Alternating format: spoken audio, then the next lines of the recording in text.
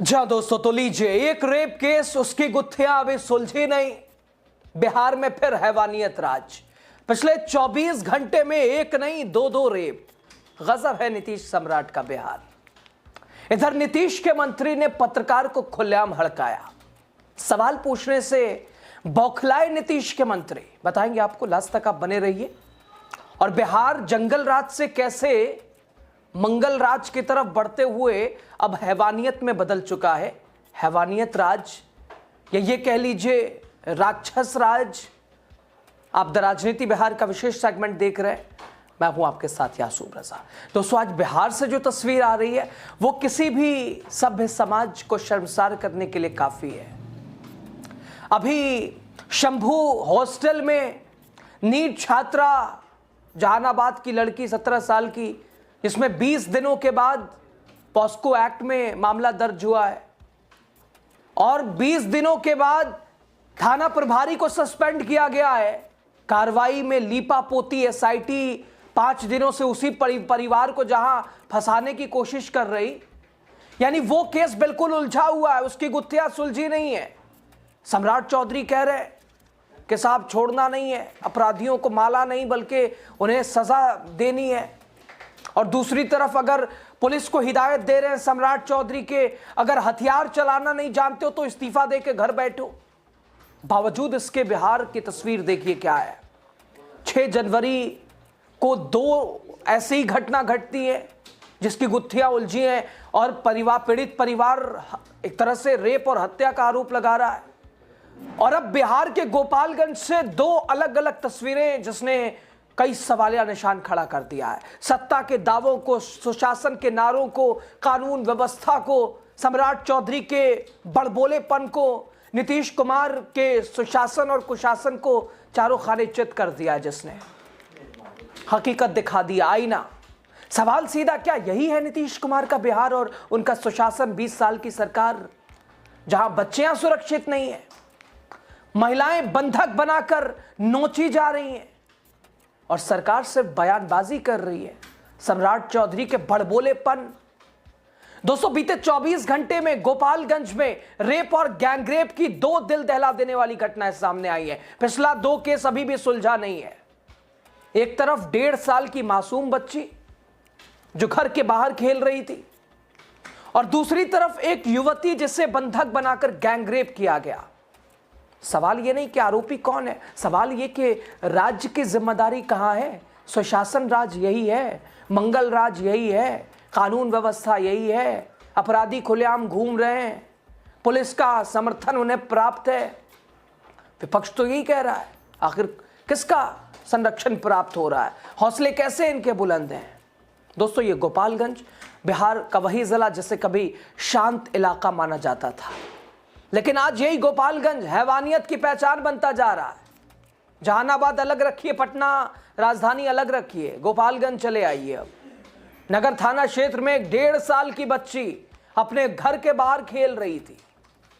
एक युवक उसे उठा ले गया और कुछ देर बाद जब बच्ची खून से लथपथ मिली तो पूरे इलाके में सनसनी फैल गई।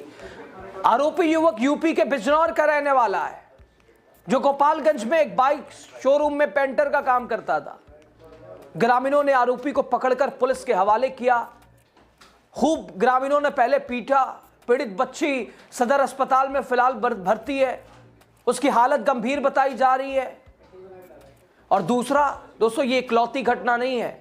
महज 24 घंटे में पहले इसी नगर थाना क्षेत्र में एक युवती को बंधक बनाकर सामूहिक दुष्कर्म किया गया।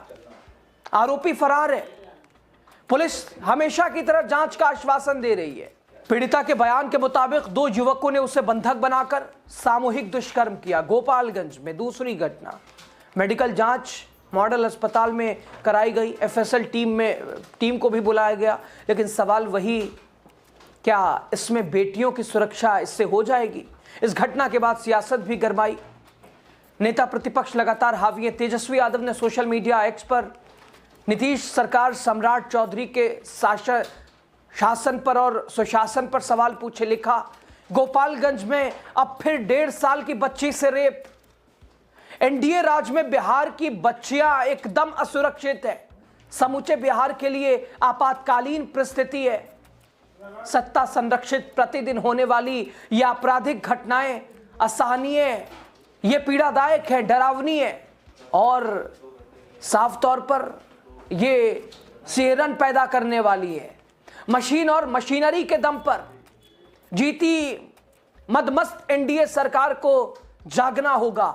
बड़बोले नेता मंत्री विपक्ष के बजाय जनहितार्थ अपने कामकाज, बदहाल शिक्षा, स्वास्थ्य, कानून व्यवस्था पर ध्यान देना होगा। संभलो तंत्र से जीती सरकार, करो अपराधी दानवों का संहार और बचाओ बेटियों की जान। तो लेकिन सवाल यह कि जब अपराधी बेलगाम हो तो सरकार क्या कर रही है और क्यों ऐसे दावे कर रही है कि भाई law and order, zero tolerance नीति, सब कुछ नियंत्रण में है, पुलिस के हाथों को आजाद छोड़ दिया गया। शायद ये उसी का नतीजा है। और अब जब पुलिस नाकाम हो तो गृह मंत्री का काम चेतावनी देना या जवाबदेही तय करना। पटना में गणतंत्र दिवस समारोह में डिप्टी सीएम क्या कहते हैं? पुलिस पर भड़कते हुए नजर आए, कहा जिन पुलिसकर्मियों को हथियार चलाना नहीं आता वो नौकरी छोड़ने इस्तीफा दे दे। आप एकदम बेफिक्र रहिए।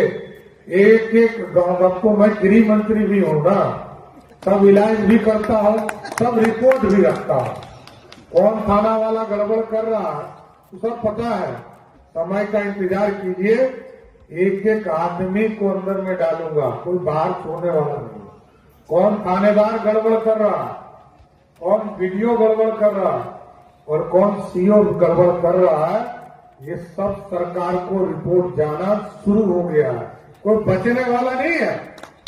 लेकिन दोस्तों, सम्राट चौधरी जो सवाल हथियार चलाने का कर रहे हैं, सवाल उसका नहीं है, सवाल है अपराध रोकने का। बिहार में कानून व्यवस्था का यही हाल है कि अपराध के बाद बयान, बयान के बाद जांच, जांच के बाद मामला ठंडा। कौन पूछता है? सवाल सिर्फ गोपालगंज का भी नहीं है, सवाल पूरे बिहार का है। जिस राज्य में बच्चियों की सुरक्षा नहीं है वहां विकास के दावे खोखले हैं। नीतीश कुमार जी का सुशासन और उस सुशासन की ब्रांडिंग, उस ब्रांडिंग से तो बाहर निकलना ही पड़ेगा।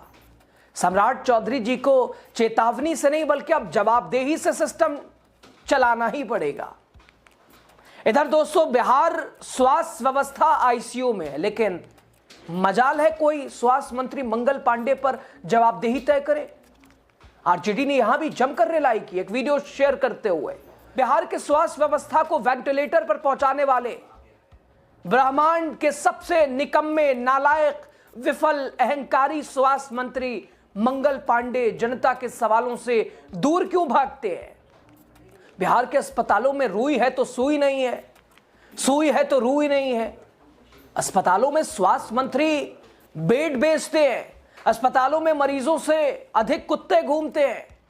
अस्वस्थ मुख्यमंत्री बिहार की स्वास्थ्य सेवा और सुविधा को बीमार करने वाले स्वास्थ्य मंत्री पर कोई कार्रवाई क्यों नहीं करता? देखिए कैसे मंगल पांडे से सवाल होता है, कैसे दुम दबा के भागते नजर आते हैं। आप खुद ही देखिए इसे। भाजपा कार्यालय में है और बिहार सरकार के स्वास्थ्य मंत्री और जिला के प्रभारी मंत्री हमारे साथ मंगल पांडे जी हैं और ये जब से प्रभारी मंत्री बने हैं फर्स्ट टाइम आ रहे हैं और स्वास्थ्य व्यवस्थाओं में बात करके इंटरव्यू लीजिए। ऐसे रात अरे इंटरव्यू नहीं लेना है सर, जो अराजकता फैला उसके बारे में कुछ बात करना था जी। अरे तो आज ही तो संविधान लिखा गया था सर, इसीलिए सोचे हैं कि आज ही हम बात करते हैं सर थोड़ा बहुत। फिर कौन बंद कीजिए। तो दोस्तों, सवाल बिहार की बेटियां अब भाषण से नहीं बल्कि सुरक्षा चाहती हैं, और अगर सरकार ये दे नहीं सकती है तो फिर सवाल ये कि अब तो इस्तीफा दे दिया जाए। सुरक्षा नहीं दे सकती तो इस्तीफा ही दे दिया जाए। इधर एक नीट छात्रा जो डॉक्टर बनना चाहती थी आज खुद सिस्टम की लापरवाही का शिकार बन गई है। परिवार आज भी पूछ रहा है, अगर पहले दिन इंसाफ मिलता तो हमारी बेटी जिंदा होती। दोस्तों, ये केस सिर्फ एक क्राइम स्टोरी नहीं रहा, ये नीतीश सरकार के सुशासन पर सीधा सवाल बन गया है। क्योंकि जब 20 दिन के बाद पॉक्सो याद आए, जब पुलिस परिवार की चीखें अनसुनी करे तो भरोसा टूटता ही है। और अभी तो यही उलझा हुआ मामला है। अभी 24 घंटे में गोपालगंज में एक ही थाने में 2 अलग अलग घटनाएं, 2 रेप केस, सामूहिक बलात्कार, अपराधी खुलेआम। नीट छात्रा की मौत के मामले में पटना पुलिस पर उठते सवालों के बीच 20 दिनों के बाद चित्रगुप्त नगर थाने की एसएचओ रोशनी कुमारी को एसएसपी पटना ने तत्काल प्रभाव से सस्पेंड किया है। 19 दिनों के बाद दोस्तों, नीट की तैयारी कर रही छात्रा की संदिग्ध मौत का मामला अब केवल एक केस फाइल नहीं रहा, बल्कि इंसाफ, जिम्मेदारी और जवाबदेही की कसौटी बन चुका है। राजधानी की फिजाओं में उठती इंसाफ की आवाज पुलिस के आला अफसरों से लेकर सत्ता के गलियारों तक हलचल मचा रखी है। मृतका के परिजनों ने जब बीते दिन डीजीपी विनय कुमार के दरबार पहुंचकर साफ कर दिया, पत्र देकर, ये समझ भी आ गया कि जमीनी जो तफ्तीश है उस पर भरोसा पूरी तरह से परिवार का डगमगा चुका है। और ये कोई नई बात भी नहीं है। उधर गोपालगंज में भी पीड़ित परिवारों का भी वही हाल है। थानों के चक्कर, सम्राट चौधरी के बड़बोलेपन वाले रवैये, लेकिन ज़मीनी हालात कुछ और। स्वास्थ्य मंत्री मंगल पांडे का व्यवहार गैर जिम्मेदाराना। अब इसे क्या कहा जाए, बताइए कमेंट करके आप सभी।